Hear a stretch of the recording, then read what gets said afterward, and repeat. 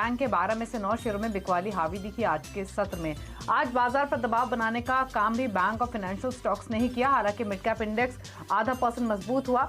सरकारी कंपनियां, metal, realty, IT stocks से आज अच्छा सपोर्ट मिला है। इनफैक्ट अगर स्टॉक स्पेसिफिक एक्शन देखेंगे आज के सेशन में तो रिलायंस काफ़ी अच्छे सपोर्ट लैंड कर रहा था। इसके अलावा IT दिग्गज जैसे कि TCS, इन्फोसिस ने काफ़ी सपोर्ट किया बाजार को।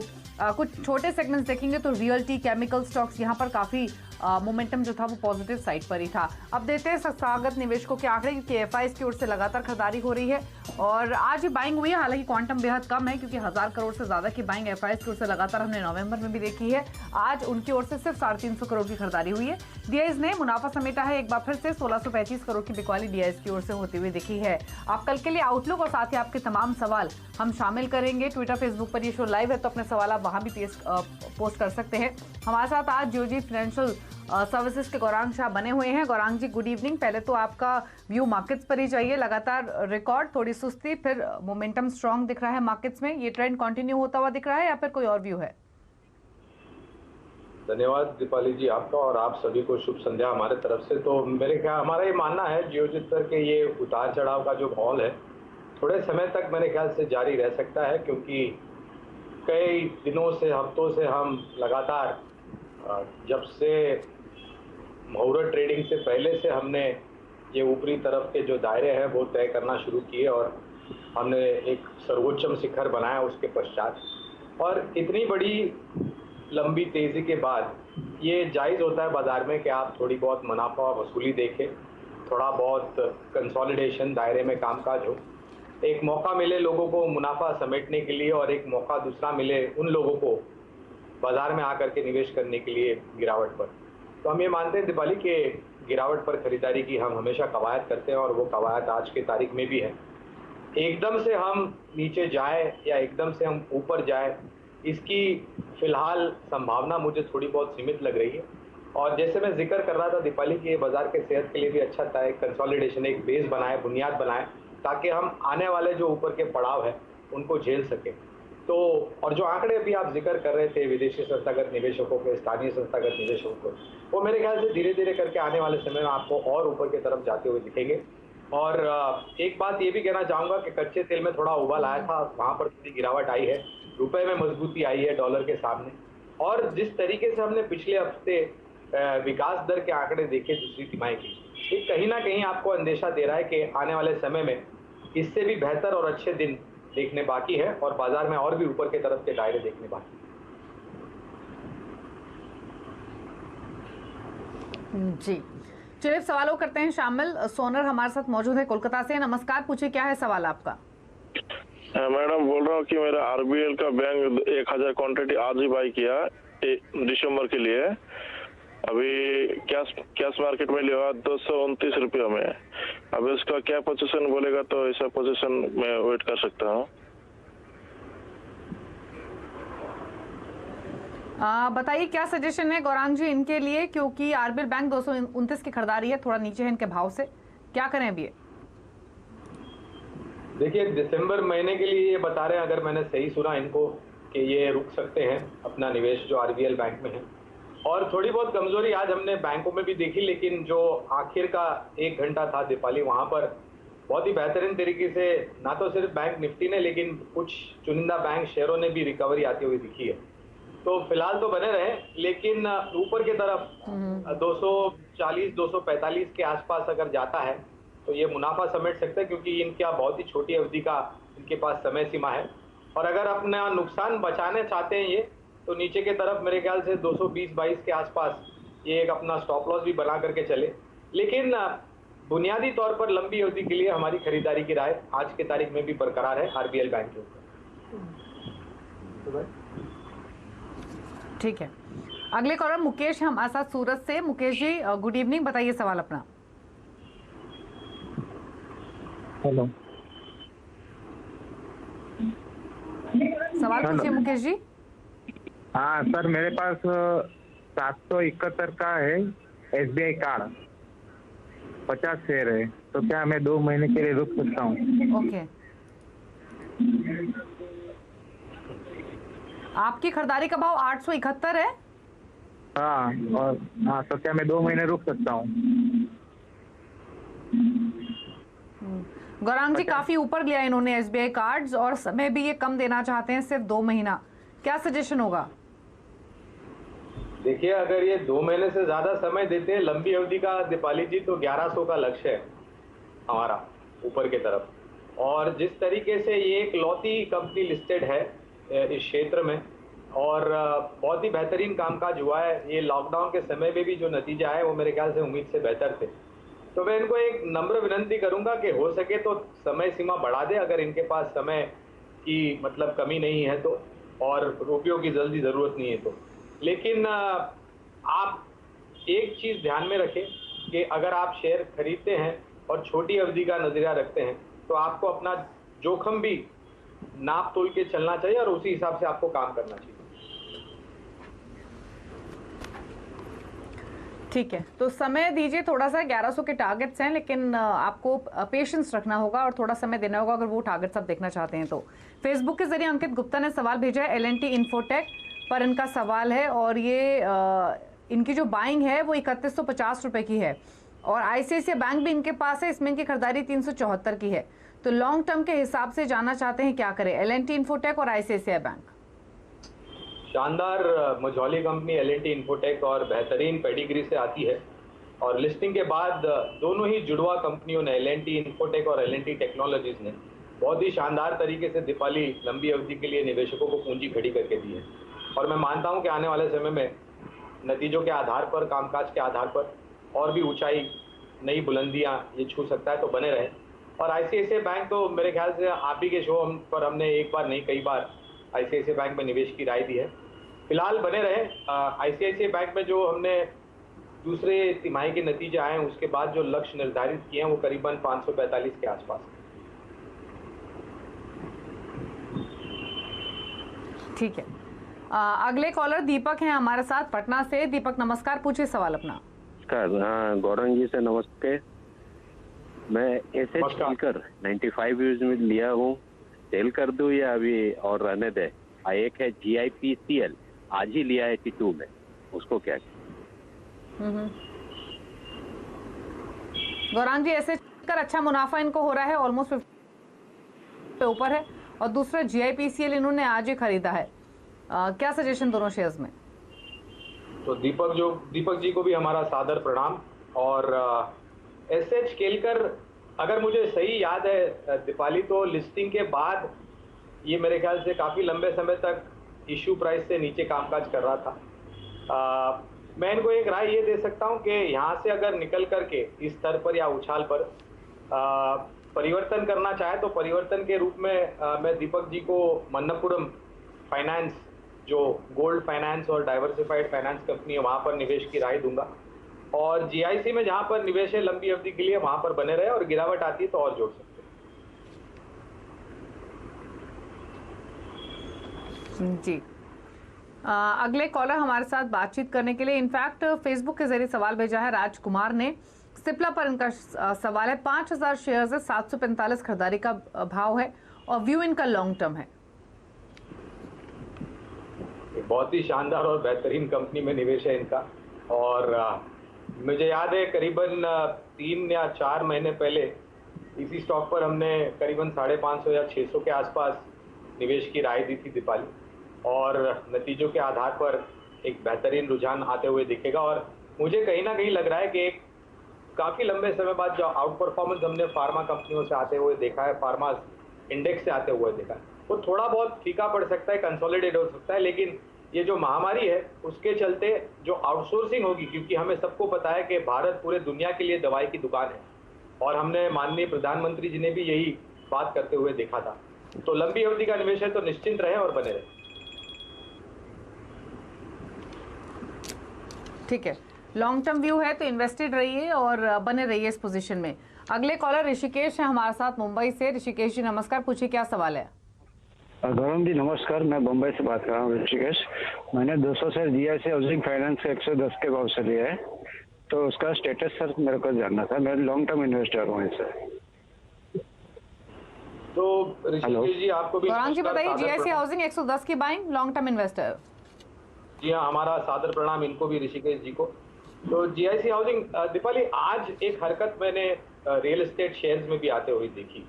आप शोभा लिमिटेड ले लीजिए, आप गोदरेज प्रॉपर्टीज ले लीजिए, बाकी अन्य जो दिग्गज कंपनियां रियल एस्टेट, और कहीं ना कहीं ये जो सिलसिला रियल एस्टेट सेक्टर में सुधार हो रहा है, उसकी जो परछाई है सुधार की, वो हाउसिंग फाइनेंस कंपनीज पर भी आपको आती हुई दिखेगी। और ये जो सेक्टर एक बहुत बेहतरीन तरीके से रिवाइव हो रहा है, क्योंकि काफ़ी कुछ नीतियों में परिवर्तन किया है सरकार ने रियल एस्टेट सेक्टर के लिए, और जो अनुशासन नहीं था रियल एस्टेट सेक्टर में, अब वो अनुशासन आ रहा है। तो इसके चलते मुझे लग रहा है सभी हाउसिंग फाइनेंस कंपनियां एक बेहतरीन तरीके से इनको मुनाफा मिलेगा, लोन डिसबर्समेंट इनके काफ़ी ऊपर की तरफ जाएंगे, इनके मार्जिन इंप्रूव हो सकते हैं क्योंकि इनको कम ब्याज में पैसा मिलता है, और वो जो लोन देते हैं हाउसिंग फाइनेंस के लिए वहाँ पर उनका मार्जिन काफ़ी बड़ा होता है। तो लंबी अवधि के लिए अपना निवेश बना करके रखें, और 110 के नीचे 100 या 100 रुपये या 110 के बीच में आपको अगर और खरीदने का मौका मिलता है तो आप बिल्कुल अपनी खरीदारी बढ़ा सकते हैं। अगला सवाल फेसबुक के जरिए अब्दुल मोनिम सईद ने भेजा है। अजमेरा रियल्टी पर 2000 शेयर्स हैं इनके पास और 138 इनका परचेजिंग प्राइस है, और 1 महीना ये रख सकते हैं। तो 1 महीने के व्यू के साथ क्या व्यू रहेगा अजमेरा रियल्टी पर? हालांकि आज रियल्टी स्टॉक्स चल रहे थे तो अजमेरा में भी एक्शन था, बट क्या सजेशन? अब इनको थोड़ा नुकसान है। तो ये आज ही काफ़ी हरकत में था, अगर मेरी याददाश्त सही है तो, अजमेरा रियल्टी, और थोड़ा हाई बीटा काउंटर बिल्कुल है। और एक सिर्फ ये ही नहीं Deepali, real estate as a sector, as a क्षेत्र भी थोड़ा हाई बीटा है, क्योंकि यहाँ पर ऊपर के तरफ के दायरे भी बहुत ही बेहतरीन तरीके से दिखने मिलते हैं और निराशा भी उतनी ही देखने मिलती है नीचे की तरफ। तो पहले तो आप अपना जो निवेश है उसको बचा करके चले, आप अपने जोखिम झेलने के हिसाब से एक स्टॉप लॉस बना ले, और जिस तरीके का रुझान आज था, अगर उसकी परछाई कल या परसों दिखाई दी और ऊपर के तरफ के दायरे मिलते हैं, तो थोड़ा बहुत आप अपना जो आपकी जो खरीदारी है, शेयर्स की संख्या है, उसको कम कर ले ताकि आपका जोखिम कम हो जाए। ठीक है, तरुण है हमारे साथ, अगले कॉलर सिरसा हरियाणा से। तरुण जी नमस्कार, बताइए सवाल अपना। Good evening sir. मैम मेरे पास रिलायंस के 70 शेयर्स हैं, तो 1767 के रेट पे, तो क्या करें, होल्ड करें या एग्जिट करें? गौरांग जी बताइए, रिलायंस इंडस्ट्रीज 1767 की बाइंग है। दीपाली, नतीजों के बाद एक बार नहीं, लगातार हमने रिलायंस इंडस्ट्रीज पर आप ही के चैनल पर आकर के बात की है, और हमने जब इसका भाव 1100-1200 था तब हमने भाव करीबन, हमारा जो लक्ष्य था वो 1800-1850 का था। उसके बाद 2-3 तिमाही के नतीजे हमने देख लिए, स्टॉक मेरे ख्याल से 2400 के ऊपर भी गया था, और जिस तरीके से इतिहास बनाने का एक आदत पड़ गई है रिलायंस इंडस्ट्रीज को विदेशी निवेशकों को आकर्षित करने के लिए अपने रिटेल कारोबार में, जियो के कारोबार में, तो मैं तो इनको ये राय दूंगा कि सर पहले तो आप बने रहें, और अगर और खरीदने का मौका मिलता है, मेरे ख्याल से 1950-1960 के आसपास आज बंद दिया है रिलायंस इंडस्ट्रीज में, तो आप अपना निवेश बढ़ाएं इसमें, और मुझे ताज्जुब नहीं होगा ये साल 1.5 साल में 3000 के करीब चला जाए।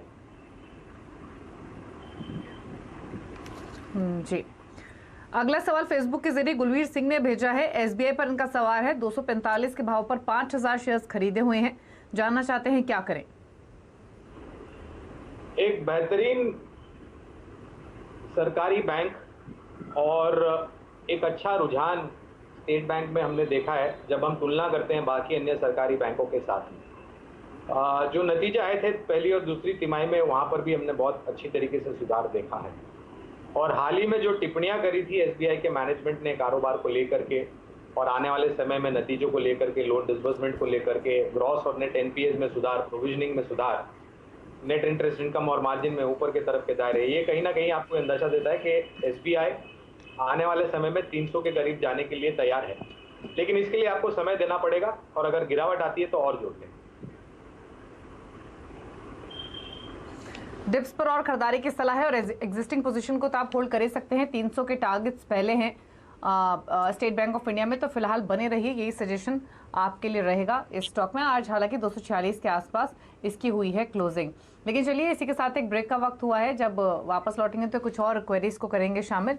लेकिन ब्रेक में जाने से पहले बात करेंगे सीएनबीसी आवाज और नेशनल स्टॉक एक्सचेंज के खास कैंपेन इन्फॉर्म्ड इन्वेस्टर के बारे में। निवेशकों में जागरूकता बढ़ावा देने की एक खास पहल है। आज हम बात करते हैं पासवर्ड्स की। जब कोई अजनबी हमारे घर या कार की चाबी मांगता है तो हम बिना कुछ सोचे उसे तुरंत मना कर देते हैं। ठीक उसी तरह वित्तीय लेन देन से संबंधित अपने पासवर्ड गोपनीय रखें और इसे किसी के साथ साझा ना करें। एक जागरूक निवेशक वही है जो जानता है कि पासवर्ड शेयर करना पैसे साझा करने जैसा हो सकता है। गौरांग जी, आपकी राय इस मुद्दे पर?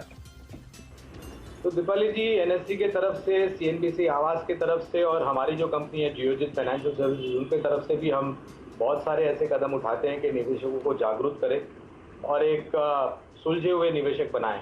और इसके साथ साथ ये भी जागरूकता हम देते हैं कि आप अपने जो बचत खाता है उसकी चेकबुक जो है साइन करके घर के बाहर तो नहीं लटकाते, ना ही आप अपनी तिजोरी की चाबी घर के बाहर लटका देते हैं घर की चाबी के साथ साथ, ताकि कोई भी आया लूट के चला जाए। तो ये आपकी बहुमूल्य संपत्ति है, ये आपकी बचत है, ये आपके भविष्य को सुरक्षित करने का एक जरिया है। आप इस पर लापरवाही बरतेंगे और पासवर्ड अन्य जो चीज़ें हैं उनको संभाल करके नहीं रखेंगे और गुप्त नहीं रखेंगे तो कहीं ना कहीं आप अपने आप को ही दोषी पाएंगे और ऐसा वक्त ना आए कि आपको अपने आप पर पछतावा हो। इस सब से बनने के लिए एक आसान सा तरीका है कि आप ये सब चीज़ों को संभाल के रखें और किसी भी तरह की जानकारी कोई भी अनजान व्यक्ति की या फिर जानने वाले परिवार के व्यक्ति वहां पर से उनसे भी बचा करते हैं।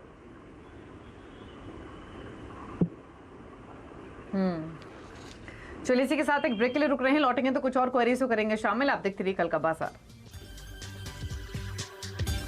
आप देख रहे हैं कल का बाजार। गौरांग शाह हमारे साथ बने हुए हैं आपकी क्वेरीज को आंसर करने के लिए और अगले कॉलर वाहिद है हमारे साथ भोपाल से। वाहिद जी, गुड इवनिंग, बताइए अपना क्वेश्चन। Hello Gaurang sir. हाँ जी सर। गौरांग सर, मैंने एनआरबी, सबसे पहले तो सर आप एक राजकुमार की तरह लगते हैं। आपका बोलने का अंदाज भी वैसा ही है, बिल्कुल एकदम शाही। तो मैंने एनआरबी बैरिंग किया था 89 पे, 6000 हो गया। वो पहले 5000 लिए थे और बढ़ा लिए। और आपकी और हेमंत सर की जोड़ी क्या जमती है, सुबह सुबह मजा आ जाता है। और आपके बोलने का अंदाज और बीसी जो एक नंबर चैनल है बिजनेस की दुनिया में, पहले भी इसने हमको लखपति बनाया है। और अब आगे एनआरबी बैरिंग्स के लिए पूछना चाह रहे थे कि कहाँ तक इसका जाएगा।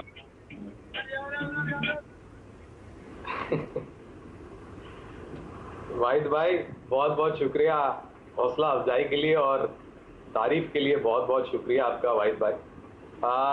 एनआरबी बैरिंग्स पर फिलहाल आप बने रह सकते हैं। थोड़ा बहुत नुकसान हो रहा है आपको, लेकिन मैं आपको एक राय दूंगा वाहिद भाई कि इस निवेश को अगर आप परिवर्तन करते हैं, यानी कि ऑटो सेक्टर से जुड़ी हुई एक कंपनी है अशोक लेलैंड जो कमर्शियल व्हीकल्स वगैरह बनाती है। वाहिद भाई, मैं आपको एक राय दूंगा कि आप अपना निवेश जो है यहाँ से निकाल करके अगर अशोक लेलैंड में करते हैं तो ये ज़्यादा बेहतर होगा आपके निवेश के लिए। मैं लंबी अवधि की बात कर रहा हूँ। और एक चीज़ ये भी कहना चाहूँगा वाहिद भाई कि आप पूरा जो पैसा है यहाँ से निकाल करके एक ही समय पर अशोक लेलैंड में निवेश मत कीजिए। इस स्तर पर आप चाहे तो 40 या 50% निवेश करें और गिरावट पर और जोड़े। अशोक लेलैंड एक ज़्यादा बेहतर विकल्प होगा लंबी अवधि के लिए वाहिद भाई।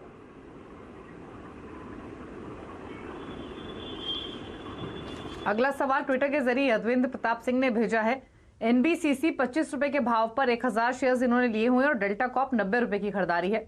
तो गौरांग जी, एनबीसीसी और डेल्टा कॉप दोनों पर आपकी राय? दोनों ही काफी घातक निवेश है और एनबीसीसी का तो इतिहास आपको भी पता है, हमें भी पता है। जब से इस कंपनी के ऊपर बाकी जो अन्य दो रियल एस्टेट कंपनियों से जुड़ी हुई कंपनियों का जो प्रोजेक्ट का बोझ इनके सर पर आया है, फाइनेंशियल वायबिलिटी को लेकर के काफ़ी दिक्कत है। दोनों ही कंपनियों पर उछाल पर बेचने की राय होगी। और विकल्प के रूप में अगर ये चाहे तो दो और विकल्प में इनको मैं सुझा सकता हूँ। एक है L&T फाइनेंस एंड होल्डिंग, यहाँ पर निवेश करें। और दूसरा जो नाम मैंने अभी अभी प्रोग्राम में पहले लिया है, मन्नपुरम फाइनेंस, या फिर अशोक लेलैंड, चाहे तो अशोक लेलैंड में भी। ये दोनों कंपनियों में से दीपाली निकल करके ये तीनों कंपनी में से कोई भी दो कंपनी चुन सकते हैं। ठीक है। भावेश ने एक सवाल भेजा है फेसबुक के जरिए। ग्लोबस स्पिरिट पर 333 की इनकी खरीदारी है, 1000 शेयर्स इन्होंने लिए हुए हैं। बताइए क्या करें अब? ये भी एक खपत से जुड़ा हुआ स्टॉक है और कहीं ना कहीं केंद्रीय स्तर पर और राज्य स्तर पर जो सरकार नीतियां बनाती हैं उसको लेकर के इस क्षेत्र में आप हलचल आते हुए देखते हैं, लेकिन ज़्यादा लंबा नहीं रुकने की मैं राय दूंगा। जो भी उछाल आता है वहाँ पर बेच करके अगर परिवर्तन के रूप में एक और शेयर मैं सुझाना चाहूँ निजी क्षेत्र की बैंक, तो वो होगी एक्सिस बैंक।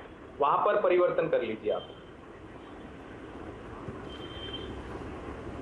ठीक है, अगला सवाल एसएमएस के जरिए विक्रम ने भेजा है दिल्ली से आईसीआईसीआई बैंक पर 486 की बाइंग है, लेकिन विक्रम जी गौरांग जी पहले ही राय दे चुके हैं, आप बने रह सकते हैं आईसीआईसीआई बैंक में।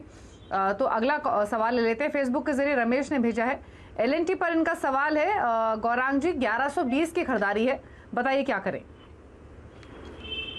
देखिए, कैपिटल गुड्स क्षेत्र से जुड़ी हुई निजी क्षेत्र की एक दिग्गज कंपनी, उसके साथ साथ डिफेंस में कारोबार। आज मेरे ख्याल से कुछ खबरें थी दीपाली कि ये अपने एक विदेशी कारोबार को बेचने की बात कर रहे थे, लेकिन उससे मेरे ख्याल से इनकी बैलेंस शीट पर कोई बड़ा फर्क नहीं पड़ेगा।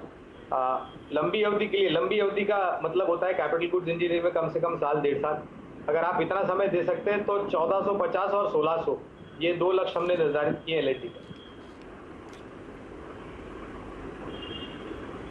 ठीक है, यूसुफ ने एक सवाल भेजा है फेसबुक के जरिए फ्यूचर रिटेल 81 की खरीदारी है, 1000 शेयर्स इन्होंने खरीदे हुए हैं, जानना चाहते हैं क्या करें, बताइए गौरांग जी क्या सजेशन होगा।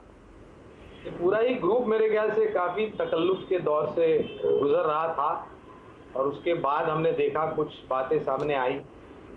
जितना हो सके उतना जल्दी यहाँ से निकलने की कोशिश करें। ठीक है, तो एग्जिट करने की सलाह है फ्यूचर रिटेल जितना जल्दी मुमकिन हो तब।